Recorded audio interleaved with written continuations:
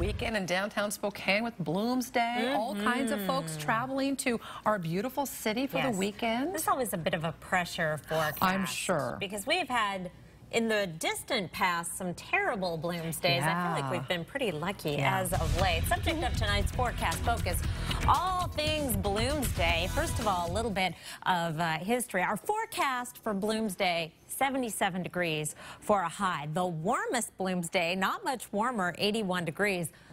Pretty good difference here, though. It was very sunny on both of these years. 1977, the first Bloomsday, and 1980, or one of the first Bloomsdays, and 1980, an early Bloomsday. It made it up to 81 degrees, but it was sunny all day. And it's going to be fairly overcast, and that does make a difference, not on the temperature, but on how it feels and how the body is impacted to those temperatures. So with cloudy skies, it might not be seem quite as warm. Our coldest Bloomsday is only 47 degrees, and that was back in 1984 and 1999, and even had a little bit of snow back in 1984. Some on the ground before the race started, and a few flakes throughout. I have certainly been rained on Bloomsday, some cold rain, windy conditions, grapple. I have been grappled on Bloomsday, but I don't think we're going to see any of that. In fact, here is a look at the Bloomsday race time forecast. 8 o'clock.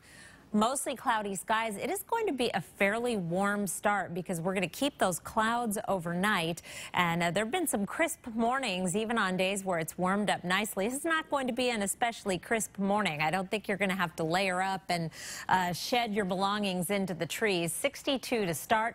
By 10 o'clock, already at 70 degrees with overcast conditions. It may be a little more humid, too, than what you might be used to. And so that's going to make it seem a little more oppressive. 75 degrees at noon with mostly cloudy skies, and then showers and thunderstorms developing in the late afternoon and evening. Hopefully after the Bloomsday fun is over and maybe folks are heading to bed a little early.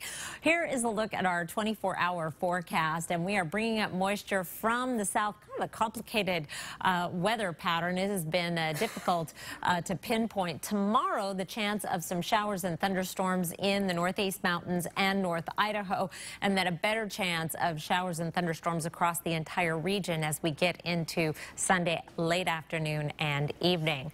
Severe weather today in an unusual place for May. We're finding it in Vermont. Severe thunderstorm warnings in effect along this cold front where we're seeing showers and thunderstorms, but the feistiest weather is in northern New England. Meanwhile, high temperatures across the nation today. Boy, there's really no cold spots to show you. 60s, 70s, 80s, and 90s, 96 degrees in Phoenix today. It was 90 degrees in Washington, D.C., in the 80s in New York City, 81 in Minot, and 82 degrees in Boise.